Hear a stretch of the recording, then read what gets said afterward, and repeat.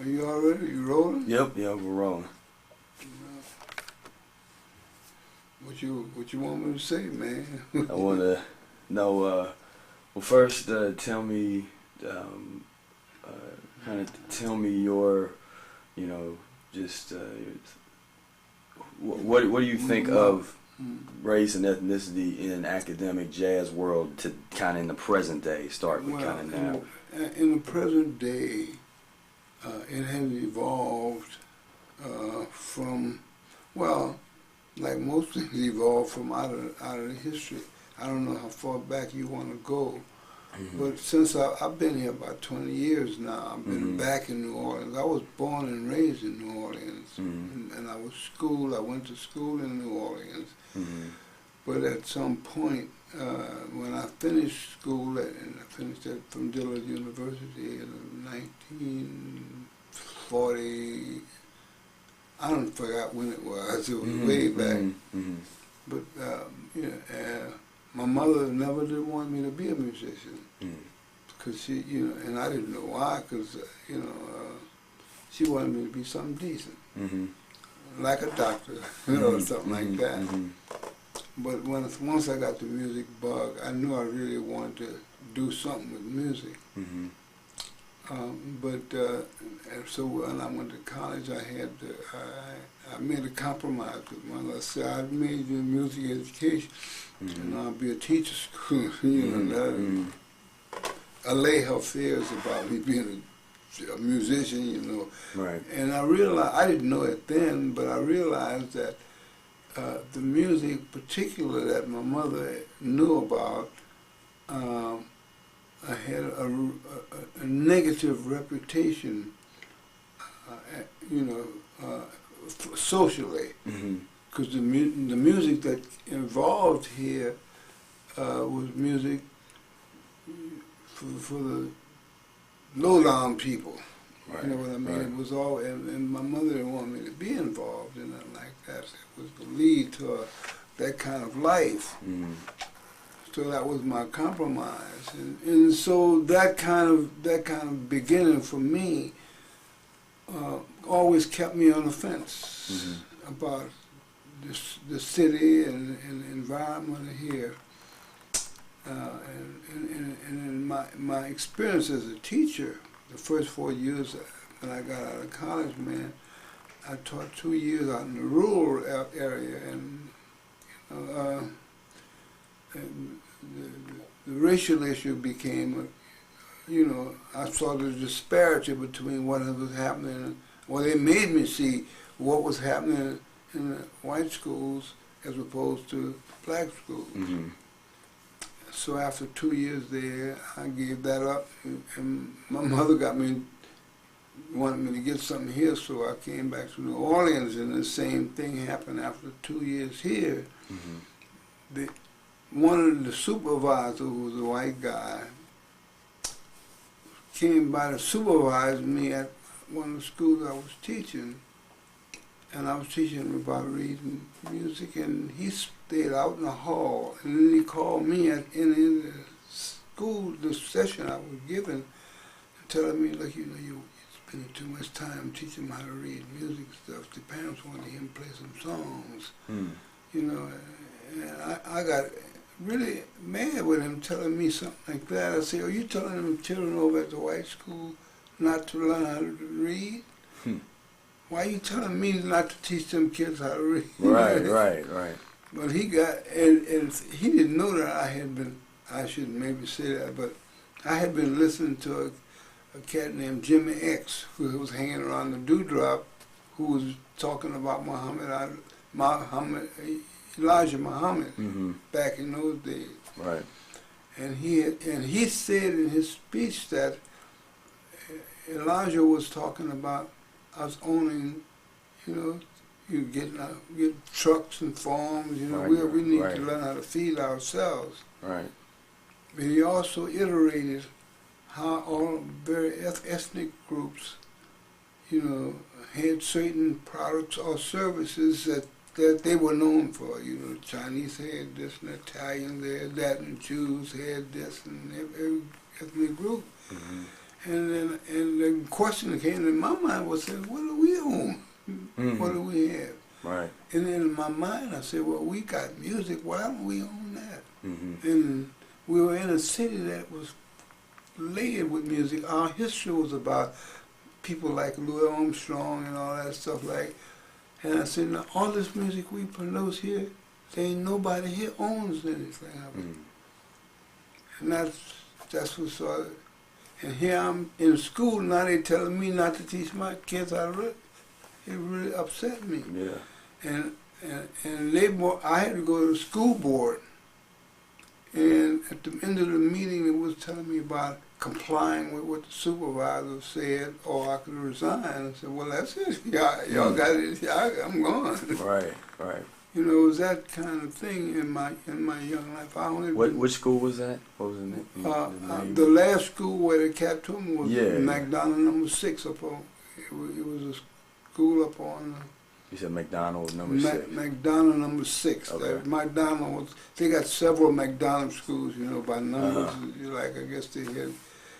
McDonald must have gave Negro money. Yeah. Gave us some money. So they put us in schools. Right. And the one I was in. And incidentally, I don't know if you ever heard of Nicholas Payton, the trumpet player. Mm-hmm. His father was one of my students in that class. In that class where that happened, man. Mm-hmm. But you know, that kind of stuff, you know, and that was the end of my career as a teacher here. You know. So, you know, my life was colored with things like that, and this ran me out of here back in I forgot when it was, in the 50s, I think.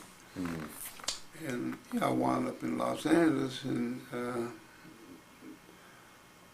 I went out there thinking I was going to play jazz. Me and a guy named Edward Blackwell, who was a drummer, and Ellis Marcellus. The three of us. I had a car, and on it had sent for Blackwell. Yeah. And Blackwell had spent the bus money. You know, I was going to get out there. Yeah. And I said, well, man, I ain't got no more jobs, so I might as well. I got a little Chevrolet car, and we can go out there then. And that's we got out of there. But you know, but after we got out there, and you know, it was a little better scene out there, and I was interested in trying to play jazz, and all of us. That's why we went out there. And in the process of doing that, I lucked up on. I happened to go to a company who was about to record Sam Cooke, and that's how. The cat asked me, he said, well, look, I can't listen to this stuff now, the only Coleman stuff I had. He said, well, if you can help me get this session together, I might listen to it. And I just happened up on that. And he assigned me to go find something to go on the B side of the thing that they were working on.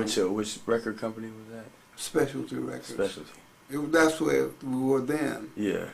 Because Sam had been a gospel singer. Right. With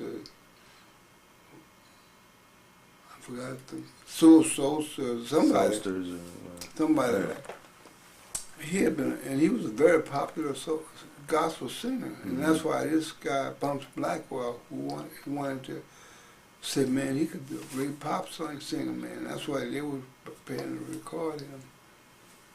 And so it turned out that the B-side was You Send Me. It turned out to be the A-side. Yeah. And launched his career as a pop singer. Right. And you know, by doing that, and Bumps got the record from the owner who didn't like what Sam sounded like. See, y'all got Sam sounding like a white boy up there.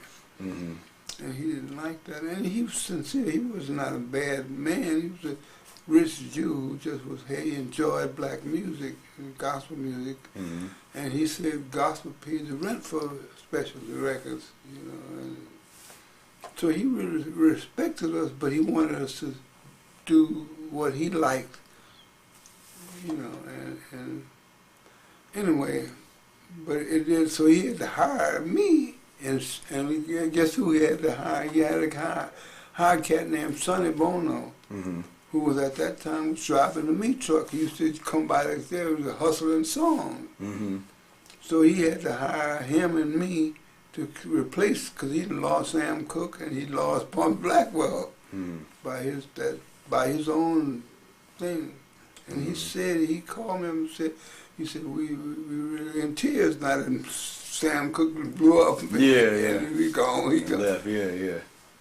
And so I went off and all that stuff like that. But that's sort of the basis of my observing stuff here. Since I've been here 20 years, man, you know, the history of this country as a whole has never gotten over what, you know, in my opinion, you know, they have not been able to say, hey, please forgive me for what I've done to you all. Right. Have you, he working, you know, down here for over 200, maybe 300 years as slaves. And yet, particularly in an environment like this, we've produced an art form which y'all never would call art until almost 90 or something, before this Conyers got it pushed through Congress that it would be considered a national treasure. Right. You didn't even, when the newspapers would never even put this music in the same area with what they call serious music. Yeah. And you had us believing that we were faking. You know, they would go, well, y'all must be faking, because they don't see no music in front of your eyes.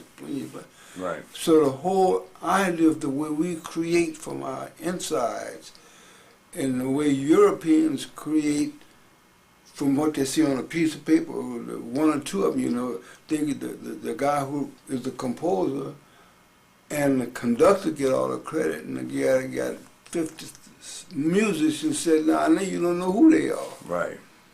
And they just got a job like a mechanic. Right. Do it. Right. What do you want here? Do that. So all of those things became a part of what I sense in my observation, that in the way they responded to the music that we created, even though they keep it down in the gutter, but they respond to it. I went to a concert last week over right across the street at the City Park. Some guys call themselves the Mystics were putting on a performance over there of music of the 70s. And they did stuff like, you know, all the Otis Redding and Four Tops and all the stuff that was popular among them, that came out of the black community. Everybody, it was about over 500 people in there. It was sold out before I even got in the door. They were most of white people. Right. They called cotton tops. Oh, that meant they were old white women. They went crazy over that music, man, and they all knew all of the songs. Every song that came up, they were singing all of the words. I said, now, that means that when they were kids, back in the day, they was listening to that. And those are the kind of things that I see, and I know that's happening, but yet, even in this environment, the music begins to get whiter and whiter. You know, and there's a cat they call Dr. John. I don't know if you ever heard of him. The Night Trip. He was a protege of mine. He was a cat that I did his I produced his first records and stuff. He didn't even want to play that role as Dr. John. We had another guy who was supposed to be Dr. John. And he, you know, I ain't no singer, man. I can't be no front man. I said, Mac, you can do that. His name is Mac Reveille. I said, man, you can do it. All you got to do is be yourself. Mm-hmm. Be who you are. Right. Don't worry, I take all the rest of this stuff. Yeah. And now, Dr. Mac, he can't be Mac Rebennack. No, he got to be Dr. John. Dr. John, right. But and I shouldn't say that, but it's the truth. Here I am staying in this little apartment with one of those trust funds paying half of my rent because I couldn't afford it. But Mac's got a house in the Adirondacks, up there, home in the Adirondacks, and he got another home somewhere else now. Right. And that's the kind of stuff that's happening to us as a community, and that's what made me. Years ago, I started a record label based on what I had remember Elijah Muhammad has espoused, that we should own some of what we do, and that's why I started AR4 Records to try to demonstrate to our people that this ain't that hard, it ain't that complicated. We could own it. I mean, all this talent around here, and they had about 4 or 5 little white companies. They was all signed up with them, so they made all the money while we made all the music. Yeah. And I think it's still like that, because our people don't support us like they could. And I know they can't support us like white people can support them, because they got all the money. Right. That's why when Katrina hit, it hit us worse than it hit them, because they was living on high ground. Right. You understand what I'm saying? Yeah. And that's just the history of not just New Orleans, that's America. Right. Here. I mean, the fact that it's named America means that they didn't have no regard for the people that they already found here. You got to act like this. So Columbus discovered this place, man. All the people that was already here. Right. You know, so the whole history of what has been going on it seems to be it's the kind of thing that it's just going to take time. It still would take time, and maybe the generations, from the way I see the political, the economic system here now, and also the physical things that are happening by nature. Nature is saying, "Hey, y'all going too far, maybe." So I can't let y'all take all of this oil and run it out and do all that stuff y'all trying to do. That doesn't agree with nature. It means you got these guys in the hole under the ground, way down there, and it take about 2 months to get them out there sitting there. Yeah, that's. I said, now why would somebody be put down there, and why did this stupid go down there? Right. And what did I say? I asked the captain, I said, why are they there? He said, well, they're looking for gold. I said, well, gold? They're going to go down there and risk death trying to get some gold. And it ain't even there if they get it from somebody else. Right, yeah, they don't get to keep it. They don't get They give up their life to get something that these people that sent them down there, they're there for them. So things are not right in the among us. Right.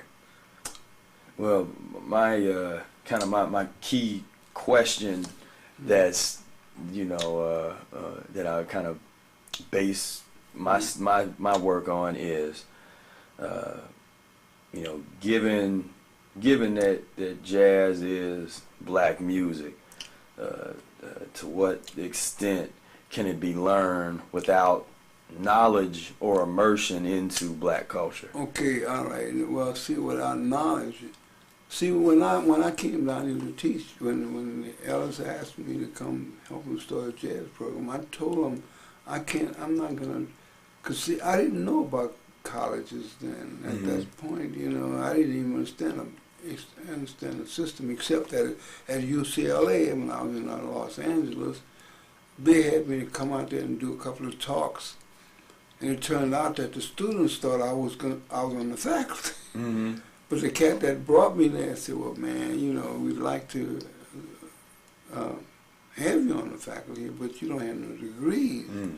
The Board of Regents can't hire you at UCLA unless you got a PhD, a master's and a PhD. Right. I didn't understand that. I said, well, wait.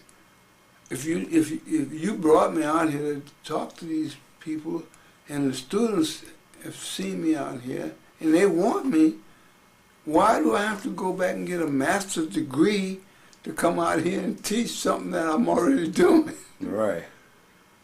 He said, well, that's just, the university, they can't hire a person who doesn't have a degree. Well, then that was a wide awakening to me, because I didn't have no master's, and I had no master's. Right. But I obviously know what I'm doing. Right. And I couldn't understand that. And I said, well, man, I was in my 50s, and I said, man, I can't spend no 2 years to get a piece of paper to tell me that I can do something that I'm already doing. Right. So, but I just didn't understand. I didn't know. Anyway, but those kind of experience was not too far from what I experienced here when I was in teaching school. And that there are systems made up that are based on things that are not the real thing. It's about I don't know what they call that. Why have a system that would exclude somebody who can do what you want done? Right. Right. But no, you got to have some credentials to do it. Right. Right. Well, anyway. Yeah. We could, I give you like background of my experience going to College Conservatory of Music. I was one of 4 black people out of 40 students that were studying jazz music in school, and I ended up noticing what I call like racial etiquette, where if you bring up the issue of blacks owning this music, that this is black music, it was like automatically you were ostracized, and and what I did one time, I had a gig that they commissioned me to do on campus, and I put a group together, and at that time, I was really into like Art Ensemble Chicago and Sunrise and Archie Shepp and all that stuff, and so I put together a flyer that said, come enjoy an evening of creative black music. And I put it all over the conservatory. Man, there was like an uproar. They was tearing down the flyers. They was scratching out the word black music and writing, and no, it's not. And it's like the racism that is there that you would not see otherwise emerged as a result of of it being kind of pressure. I can imagine that being happening, man.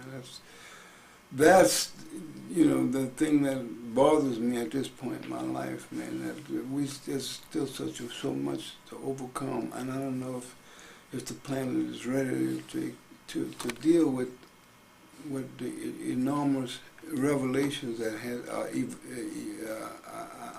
I want to call it evolution that has to come along. For the young kids, young whites have to not be raised to think that they are more elevated or something than these other little black sambos and because all of the news, everything, when they show about this Katrina thing and all that, they show the worst of what blacks went through, and they show the best of what we've recovered from. Right. It ain't us. We ain't recovered. Right. But that's the way the media is treated, and they don't really mean no harm. They just think it's like that. Right. Yeah, they don't know. Yeah. And those of us who confront them become dead. Malcolm came dead. Martin Luther became dead. Nat Turner came dead. All through the history, they just wipe you out. Right. If you really make them, but it's getting to the point now where it's getting hard for them to do those things. And I know this is spoil your print for me to say all this, but at this point it doesn't matter to me anymore. And I've been through all that. Yeah. Nah, man, it don't you know, I understand, you know. Yeah. You know, This is a long road that has to happen. right. And I'm trying to see some diplomatic way, you know, where we can do it, because I know they know that it needs to happen. Right.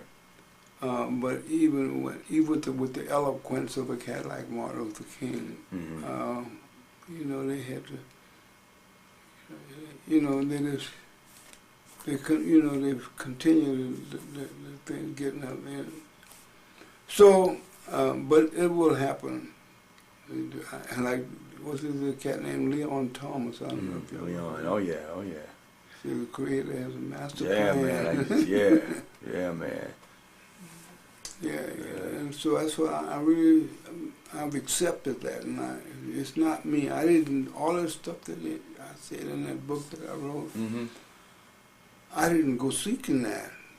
That just came to me.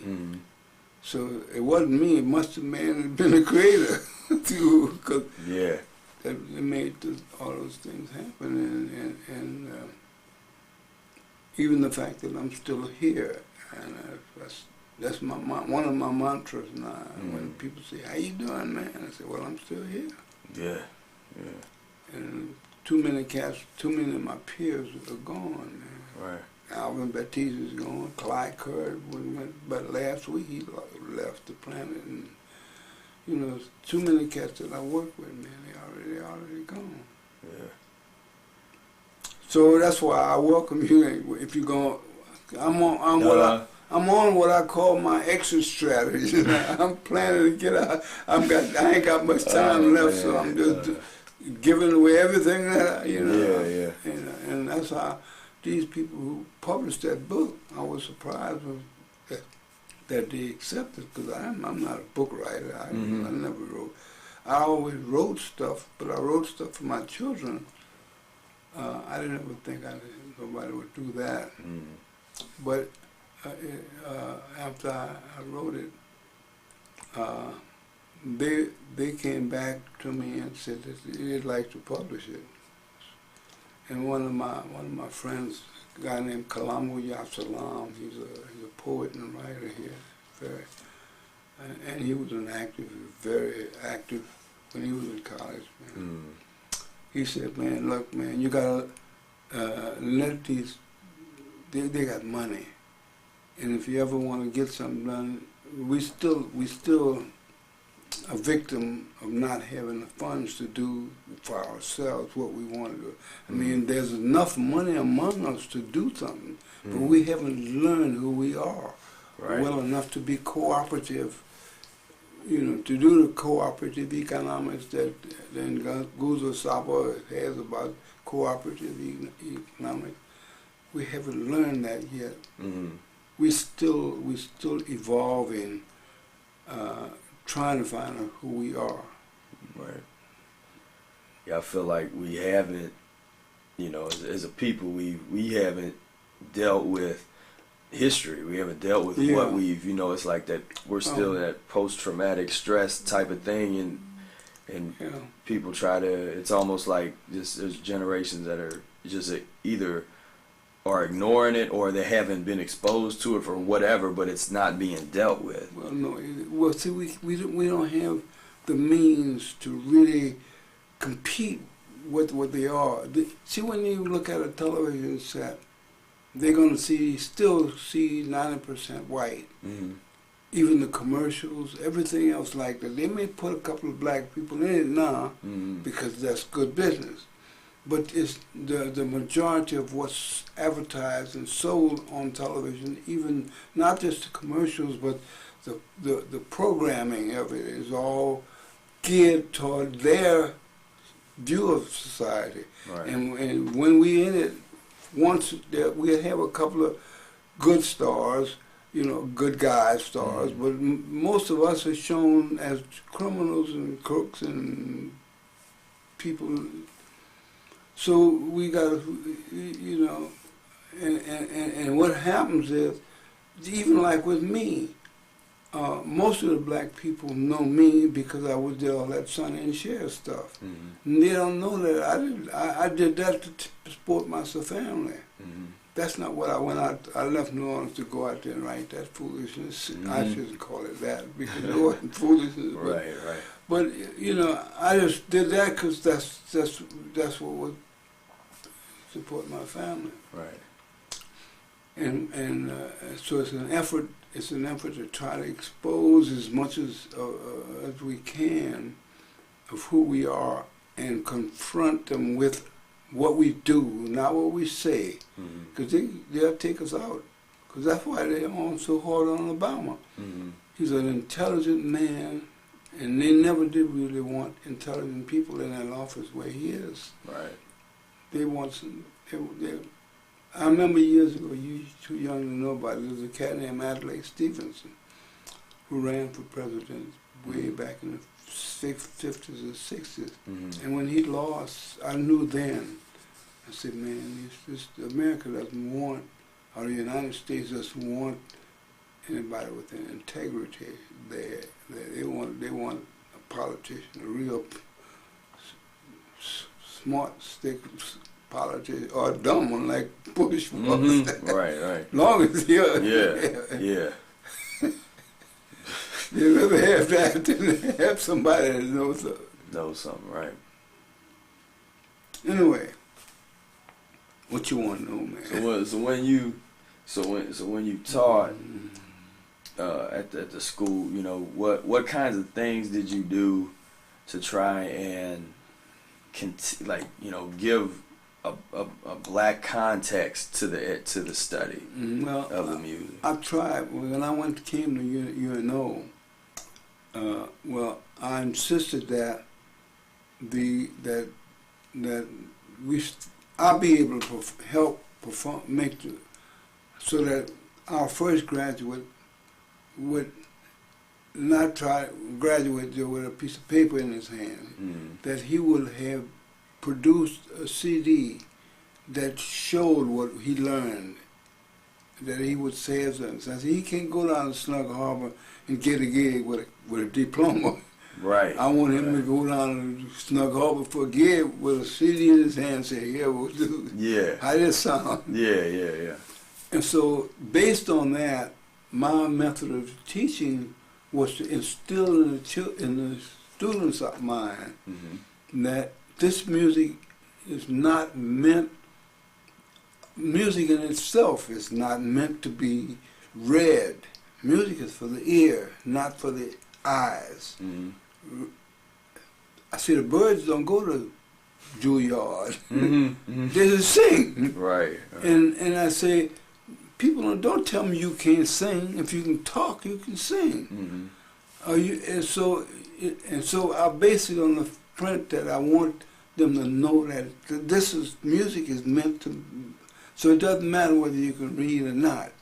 If you can play, and that's what I said when the first I had a convention here, I had posters that said, you can do all of this, do all that, you can name the chords from this, back and all that. I said, but the main thing is, can you play? Right. And that's what I told him, that was my mantra, but can he play? And one little young person at one of the conventions that saw those signs, she put a sheet on there, because I had, but can he play? And she said, what about her? I said, well, you're right, baby. What about y'all? Oh, y'all. But that's the whole point, the basic philosophy of the way I taught. Well, I'm going to give you all of this stuff, all that stuff about reading and stuff, but this music is not for readers.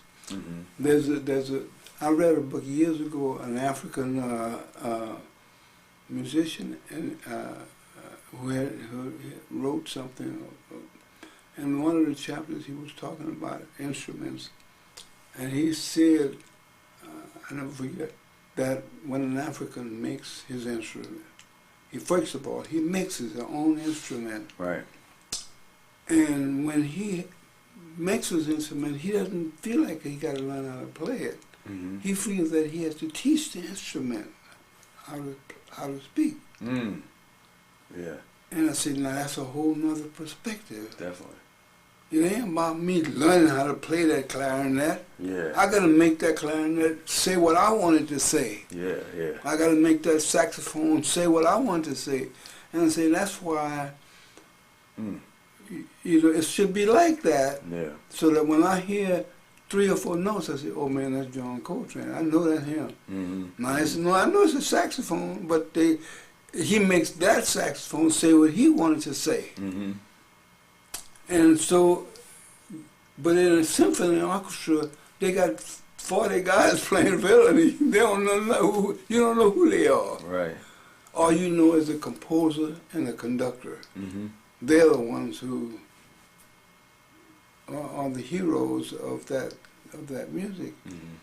And I know they have soloists, you know, that come out, you know, they can play Rachmaninoff's thing. Mm-hmm. But how many of those people who can play the second concerto know?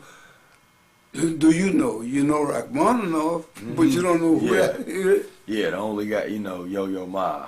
Yeah, you know, everybody knows him. Right. So the whole thing becomes a sale, you know, a thing like that. That's why, you know, everybody's trying to get on television, because you can get more going if you got it on television than if you know, you don't have to play as much. Mm-hmm. Hence, Dr. John could move to the top of the music in New Orleans because he got way more exposure than Professor Longhair or James Booker. Most people don't know who James Booker was. A genius piano player, a young black boy, was a gay guy. Played so much piano, it was just impossible. If I could, but now cats like Dr. John come along and anyway. Yeah, get that. Now, what do you think about? What do you think about, say, folks or even like jazz professors that, you know, try to make the argument that you know, jazz isn't black music. It's jazz is this universal world type of music. You know, that whole rap. Yeah. Well, that's part of the subterfuge, because once jazz got passed in Congress as a national treasure, the universities to start. When I went to college, they wouldn't let us play jazz. I went to Dillon, and you can play gospel or classics or something like that. But we can't have that on the campus. But once it became legalized or whatever they were saying, and then the university, it opened a gate for philanthropy from a lot of rich people who had money, you know, and these universities saw that. Even at UNO where I taught all that, man, when I started off, it had me, Ellis, and a guy named Victor Goins, who was a tenor saxophone teacher. The 3 of us, black. Yeah. Now they ain't got no blacks out there. It evolved since Ellis left, and after Ellis, Victor went up there and started playing with Windmus up there. And when I realized I left there by myself, I said, well, man, I might as well get out of this. Because they didn't want us there in the beginning. You know? I mean, the chancellor who called for Ellis, he wanted it there, but he wanted it because UNO had the people thought of UNO as the white school, and that SUNO, if you know about this, it was known as the black school. Right. But he wanted to change that. He said, if we can get Alice to come back here, you know, and start a jazz program, that might change the image of the school, help change it. Well, it did.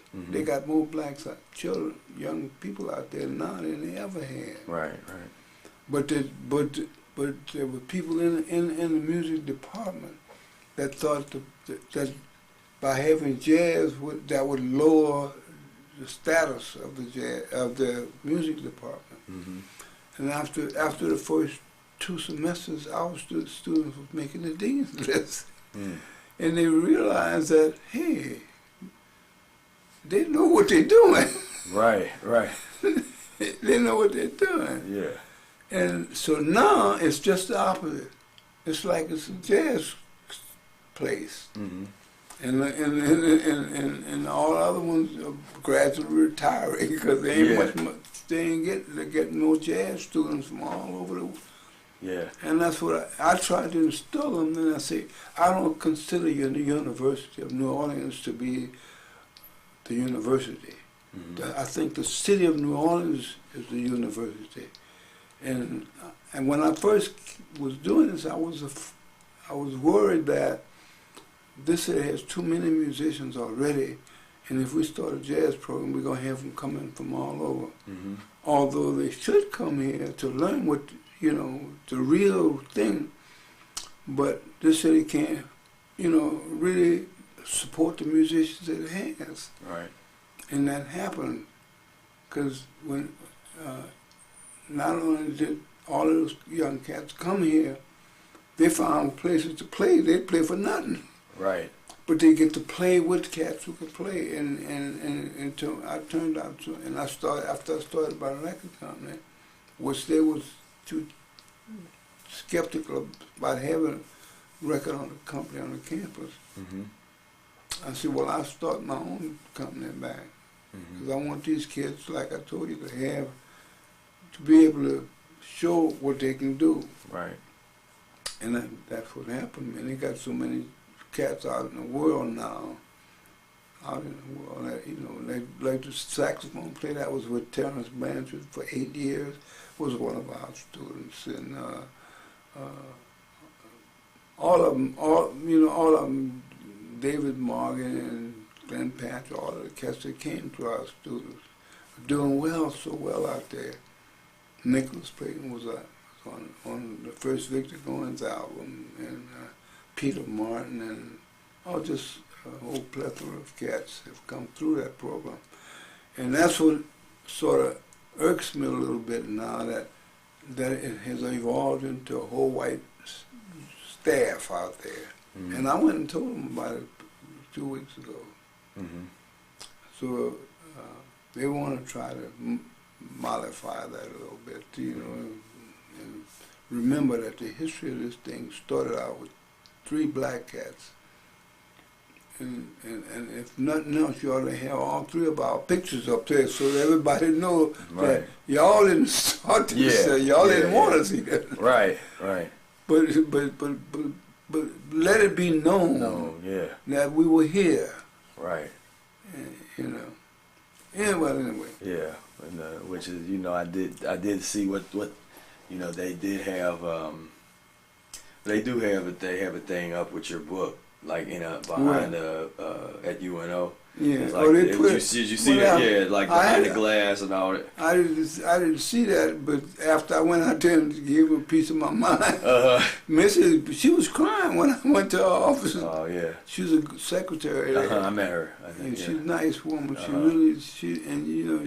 She wasn't there when that program started with us, and that's why I wanted her to know that you weren't here when we started out. But I want you to know the history of this department.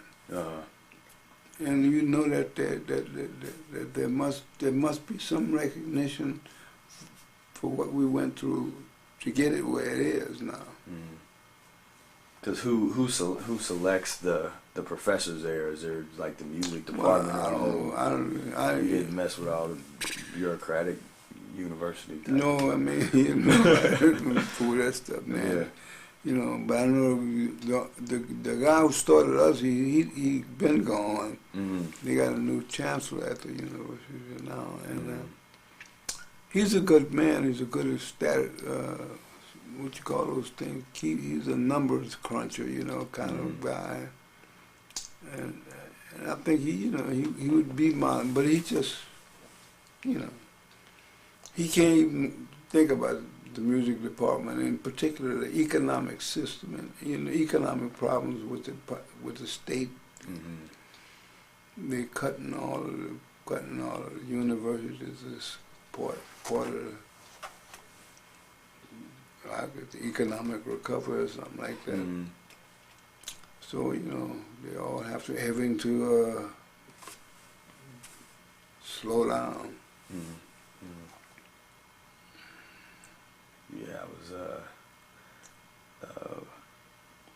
when I one of the things that I'm doing when I talk to a lot of the young cats now is you know, I nobody's really, you know, I'm interested in like what is it that inspires my, you know, folks in my generation and younger to pursue this music, you know, because all over the country you have, you know, these jazz apartments with people that say they're learning how to play jazz, you know. So I'm like, well, where are we coming from? You know, when you read about a lot of the cats, you know, like you know that came up, you know, the old narrative is, well, I grew up and my parents were playing records and I played in a black church and this, you know, it's kind of like standard narratives that a lot of cats have. And you know, but my generation, you know, there wasn't musicians around and you know, and that kind of thing. And I actually grew up in a white household and was raised by my mother's side, which is white. And so one of the questions I asked different people was, where'd you first learn of something known as jazz? Like, where did it come from?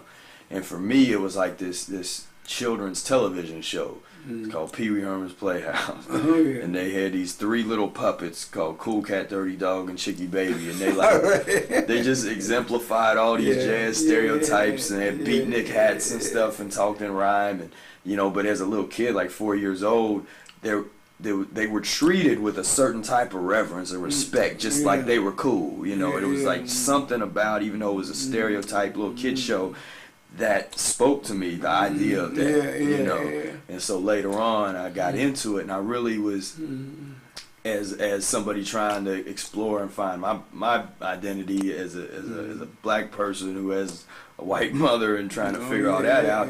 I saw it. You know, I looked at jazz. I was like, well, there's something. You know, I love, you know, because I listened to music, couldn't stop listening to it, loved it, and I was, you know, and here's, you know, this tradition of intellectual cats, you know, guys that, you know, Charlie Parker and, you know, all these guys that could, you know, that could do this music and then go talk about, you know, astrophysics and, you know, and stuff like that. And so that, you know, that type of, you know, like role models really, you know, inspired me once I saw it.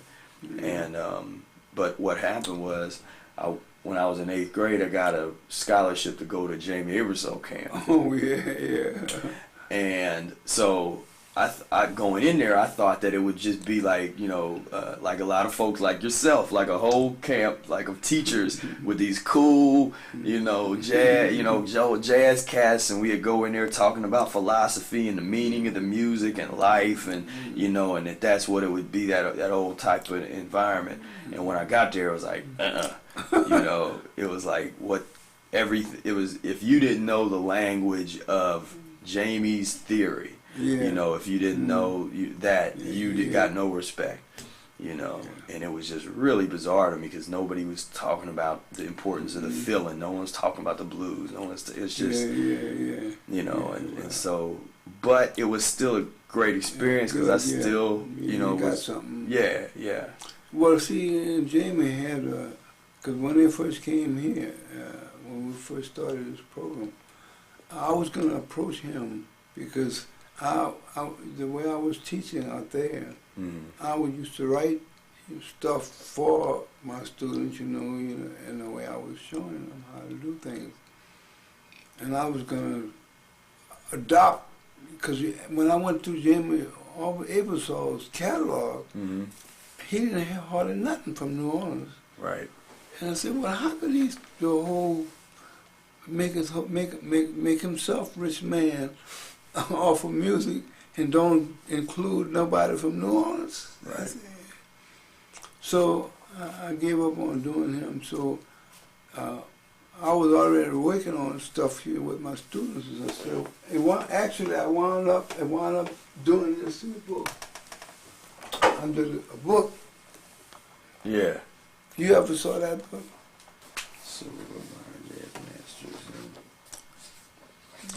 Yeah,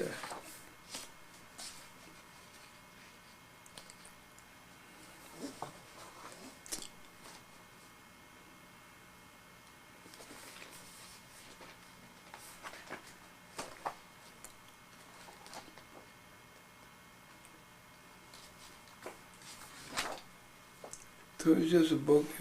What it was, Yeah,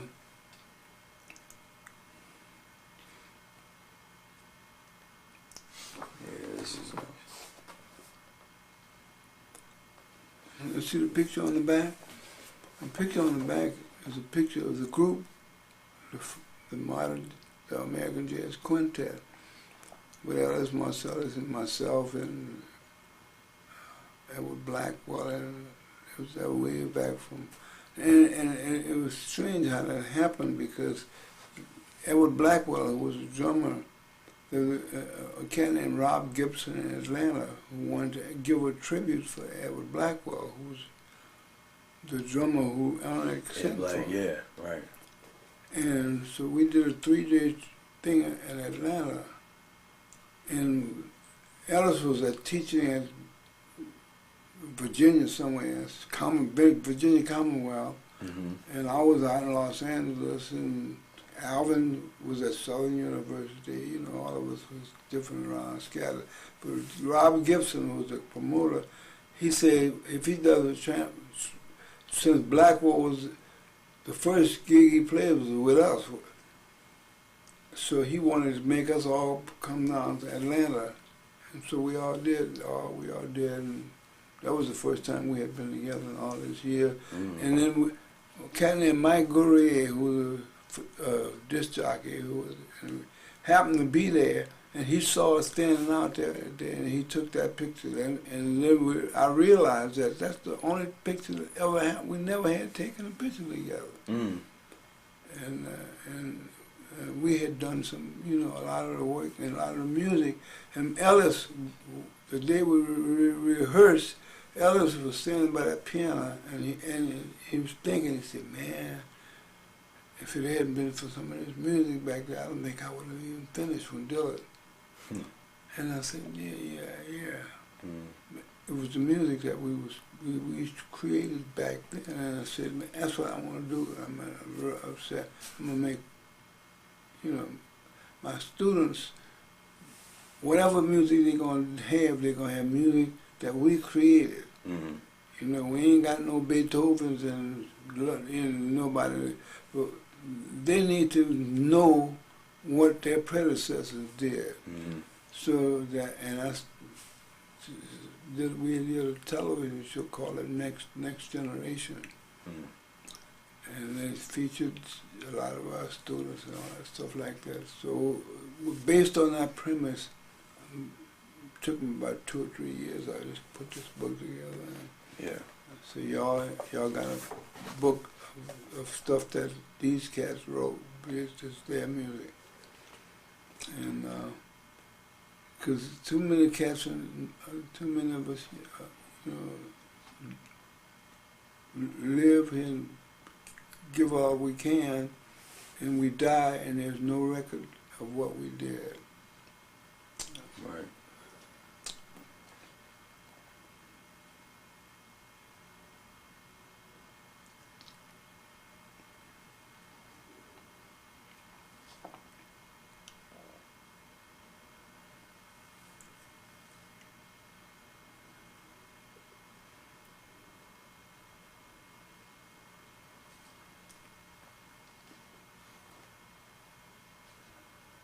So tell me a little bit about your perspective on some of the say like the kind of the younger guys that are kind of, you know, coming up here in New Orleans that are into, like, you know, the brass band. It seems like they have their own little tradition. Yeah.